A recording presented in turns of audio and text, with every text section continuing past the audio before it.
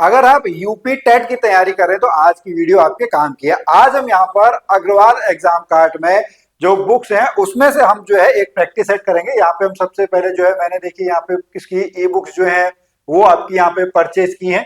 तो जैसे हम देख रहे हैं कि यहाँ पे यूपी टेट का जो आपका 15 प्रैक्टिस सेट है उसको हम जब यहाँ पर आपका देखेंगे तो उसमें आपके प्रैक्टिस सेट आपको मिलेंगे और उसमें से आज जो है हम यहाँ पर हमारा जो पहला प्रैक्टिस टेस्ट है उसको हम लोग जो है यहाँ पर आपका करने जा रहे हैं। उसमें आप देखिएगा हम जो करेंगे वो आपका हिंदी वाला जो पार्ट है, हिंदी वाले पार्ट को हम लोग आपका यहाँ पे करते हैं। तो देखिए हमारा जो आपका सबसे पहले हिंदी में आपका जो प्रश्न आएगा वह आपका जो है वह यहाँ से आपका बन के आएगा। इसको हम देखते हैं। देखिए तो सबसे पहला जो क्वेश्चन हमारा है वो पहला क्वेश्चन आपका क्या है, पहला क्वेश्चन जो है वह आपका इस गद्यांश से रिलेटेड है। किससे रिलेटेड है? वो आपका इस गद्यांश से रिलेटेड है। गद्यांश आपका क्या कहता है?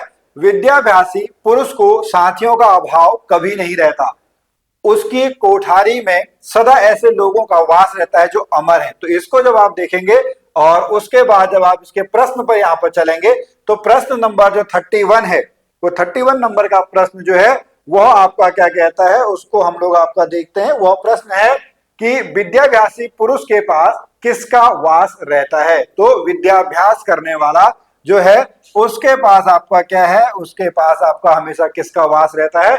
उसके पास हमेशा जो है वो आपका पुस्तकों का वास रहता है, पुस्तकों के साथ उसका सानिध्य रहता है। उसके बाद क्वेश्चन नंबर 32 पे हम देखेंगे अध्ययन के लिए किस नियम का दृढ़ता से पालन होना चाहिए। तो यहाँ पर आप देखेंगे ऊपर साफ साफ लिखा है कि मुख्य बात यह है कि पढ़ना नियम पूर्वक हो, अर्थात इसके लिए नित्य का समय उपयुक्त होता है।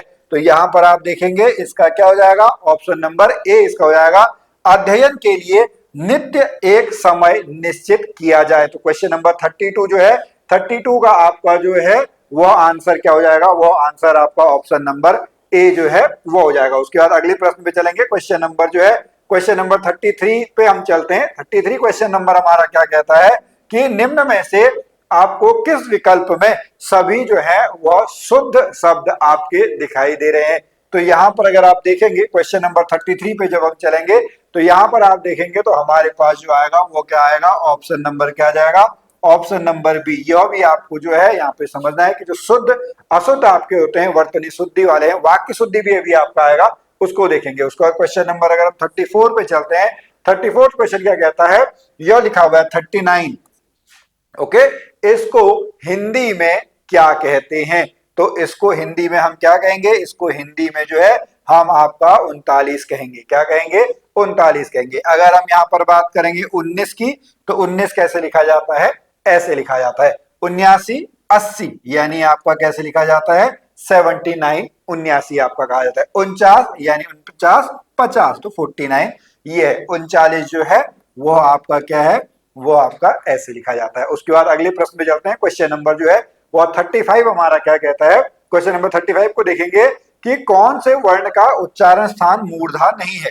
अब आपने मूर्धन्य जो है वो सुने हुए होंगे, ठीक है। यह आपका जो पहला चैप्टर है वर्ण उच्चारण वाला जो चैप्टर है वहां पर है। तो यहां पर अगर हम देखेंगे प्रश्न जो है वह आपसे क्या कहता है कि निम्न में से कौन से वर्ण का उच्चारण मूर्धा नहीं है। तो यहां पर आप देखेंगे जो ठ है ये किस वर्ग के अंतर्गत आता है, यह तो वर्ग के अंतर्गत आता है। किस वर्ग के अंतर्गत आता है? तो वर्ग के अंतर्गत, यानी तो ठो दो धो नो, ये सब आपके किसके हैं? यह जो है यह आपका दंत है। क्या है? दांतों की सहायता से बोला जाता है ठो। तो ऑप्शन नंबर इसका क्या हो जाएगा, ऑप्शन नंबर इसका जो है वो ऑप्शन नंबर आपका बी जो है, बी इसका आंसर हो जाएगा। उसके बाद अगले प्रश्न पे चलते हैं। क्वेश्चन नंबर जो है क्वेश्चन नंबर हमारा 36 क्या कहता है, 36 पे चलेंगे। कौन से वर्ण का उच्चारण स्थान तालु नहीं है? ठीक है, तालु नहीं है। तो अभी मैंने आपको जैसे बताया भाई ये जो दो है यह कौन से उसमें है, यह आपका दंत वाले के अंतर्गत आएगा। तो दो दो नो। अगला क्वेश्चन नंबर 37 पे देखिए आप चलेंगे। क्वेश्चन नंबर 37 क्या कहता है, शुद्ध वाक्य का चयन करें। जैसे अभी हमने वर्तनी शुद्धि देखी थी, अब हम यहाँ पर जो है वह शुद्ध वाक्य आप देख रहे हैं। मेरी 5 बहनें और एक भाई हैं। देखिए एक तो पहले यही सब में गलत है। ओके, यहाँ पे चलिए ठीक है। अब यहां पर जो गलत है वो मेरी एक भाई नहीं होता है, तो इसका जो क्या हो जाएगा, ऑप्शन नंबर क्या है, 37 का जो है, 37 का सी आंसर जो है वो आपका सही आंसर हो जाएगा। मेरा एक भाई और 5 बहनें हैं।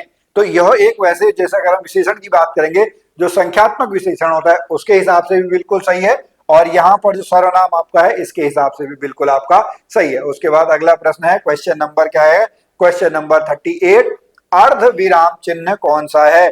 तो अर्ध विराम चिन्ह जो है वह आपका यह है, क्या है, इस तरीके से जो है वह आपका अर्ध विराम चिन्ह जो है वो यहाँ पर आपका बन के आ जाएगा। ऑप्शन नंबर जो है, ऑप्शन नंबर आपका बी इसका जो है वो सही उत्तर है। उसके बाद अगले प्रश्न पे यहाँ पे हम चलेंगे। हमारा जो अगला प्रश्न है वो अगला प्रश्न आपका यह कहता है कि मधुर विशेषण से, ओके, क्या है, मधुर विशेषण से आपका जो संज्ञा बनती है, संज्ञा शब्द क्या होगा। विशेषण क्या होते हैं, विशेषण वो होते हैं जो कि आपका उसके किसी भी संज्ञा या सर्वनाम के गुण धर्म विशेषता को आपका यहां पर बताते हैं। तो अगर हम चलेंगे, मधुर जो विशेषण है, मधुर विशेषण से जो बनेगा वो क्या बनेगा, मधुरता। क्या बनेगा, मधुरता आपका बनेगा। और मधुरता जो है वह आपका क्या है, मधुरता जो है वह आपका भाववाचक संज्ञा है। क्या है, भाववाचक संज्ञा। ऑप्शन नंबर क्या हो जाएगा, ऑप्शन नंबर इसका बी जो है बिल्कुल सही उत्तर हो जाएगा। उसके बाद महाविशेषण से भाववाचक क्या बनेगा, महाविशेषण से जो बनेगा वह बनेगा महिमा। या तो महिमा बनेगा या क्या बनेगा, महानता। तो इसका जो है वो ऑप्शन नंबर क्या हो जाएगा, ऑप्शन नंबर इसका जो है वो ए आंसर बिल्कुल सही हो जाएगा। उसके बाद अगला जो प्रश्न है वो अगला प्रश्न हमारा क्या कहता है कि अध्यापक का स्त्रीलिंग बताइए। देखिए आपने पुल्लिंग स्त्रीलिंग आपने पढ़े हुए होंगे, ठीक है। और यहाँ पर अध्यापक का क्या हो जाता है, अध्यापक का हो जाएगा आपका अध्यापिका। क्या हो जाएगा, अध्यापक का जो है, अध्यापक का आपका अध्यापिका हो जाएगा। ऑप्शन नंबर क्या हो जाएगा, ऑप्शन नंबर बी इसका सही उत्तर हो जाएगा। फिर एक वचन और बहुवचन आपने सुने भी होंगे हिंदी में, संस्कृत में द्विवचन भी आपका होता है। आंसू जो है उसका बहुवचन भी क्या होता है, आंसू का बहुवचन भी आपका आंसू ही होता है। क्या हो जाएगा, 46 का जो है वो ऑप्शन नंबर ए बिल्कुल सही हो जाएगा। अगले प्रश्न पे चलते हैं। क्वेश्चन नंबर जो है 47 हमारा क्या कहता है, क्वेश्चन नंबर 47 पे हम लोग चलेंगे। निम्न में से विकल्प भविष्य काल का द्योतक है। भविष्य काल के बारे में कौन बता रहा है। देखिए काल जो है वो 3 प्रकार के, भूतकाल, वर्तमान काल, भविष्य काल। भूतकाल यानी जो पुराने समय, बीते हुए समय के बारे में बता रहा है। जो इस समय चल रहा है एट प्रेजेंट वो वर्तमान काल। जो आगे होने वाला है उसको हम बोलेंगे भविष्य काल। तो देखिए मुझे दिल्ली जाना है, बिल्कुल ये क्या है, यहीं से आपको पता लग गया।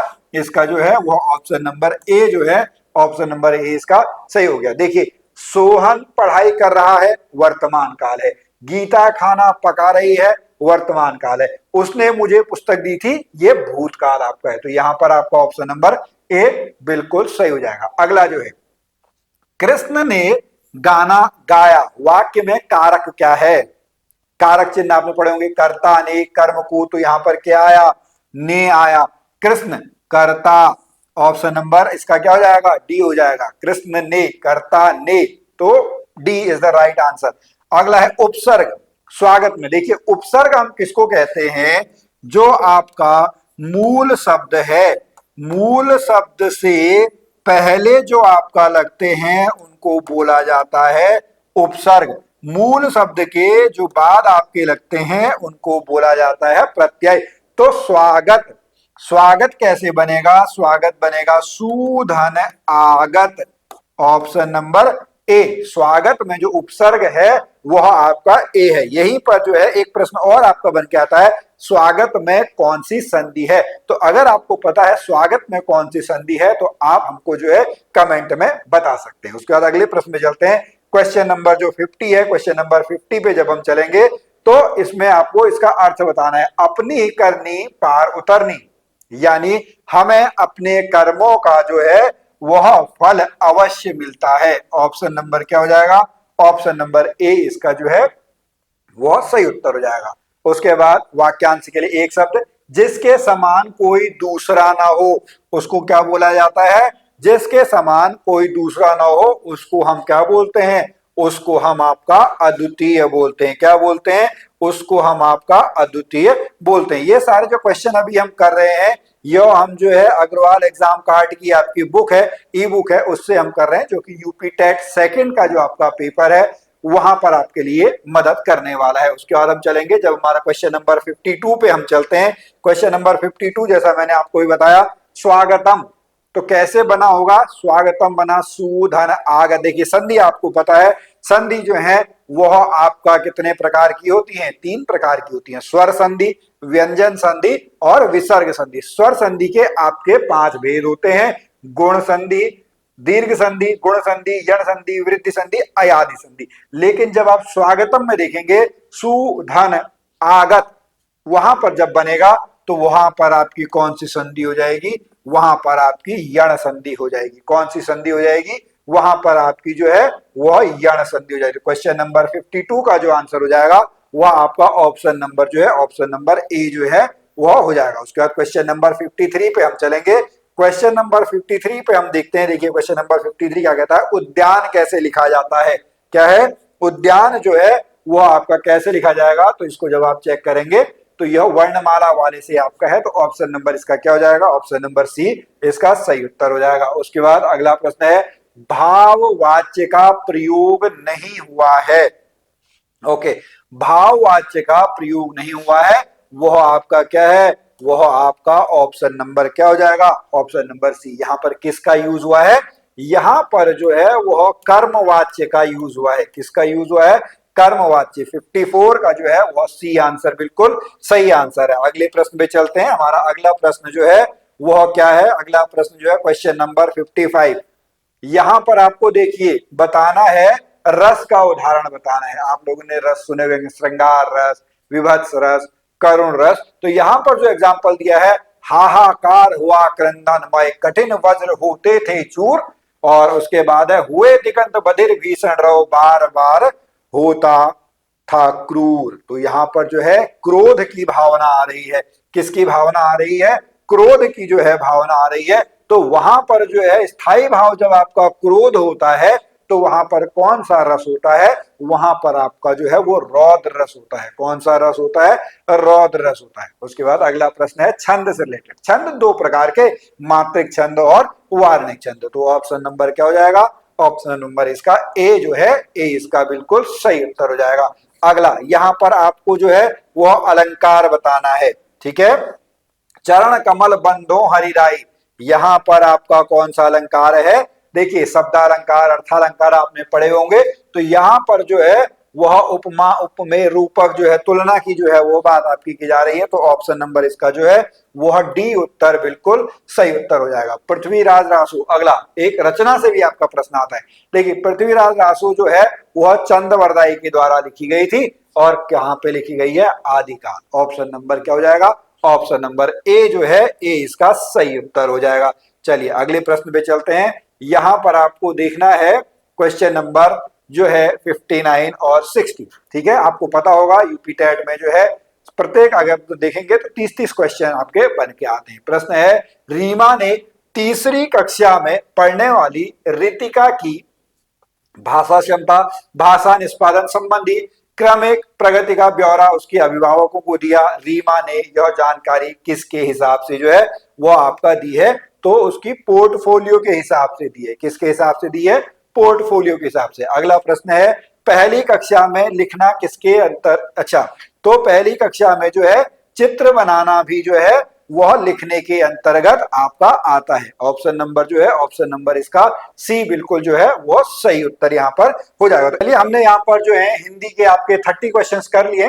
तो अगर अभी आप यहाँ पर जो है यूपी टेट की तैयारी कर रहे हैं तो आपको जो है यह बुक एक बार जरूर ट्राई करनी चाहिए। जो अग्रवाल एग्जाम कार्ड है वहां पर आप जो है इसका पूरा प्रैक्टिस सेट जो है वो आप देख सकते हैं। यहाँ पर जैसे मैंने आपको शुरू में भी बताया था, वो आप जो है इनकी ई बुक्स हैं या जो इनकी आपकी फिजिकल बुक्स हैं उसको आप देख सकते हैं। इसका जो अगर आपको बुक लेनी है तो आपको जो है इसका लिंक जो है वो आपको नीचे डिस्क्रिप्शन में दिया हुआ है, वहां से जाके आप जो है इन बुक्स को जो है वो आप परचेज कर सकते हैं। अगर आपका कोई और भी डाउट होता है तो आप निश्चित तौर पर हमसे संपर्क कर सकते हैं। हम आप लोगों के लिए ऐसे ही वीडियोस आगे लाते रहेंगे।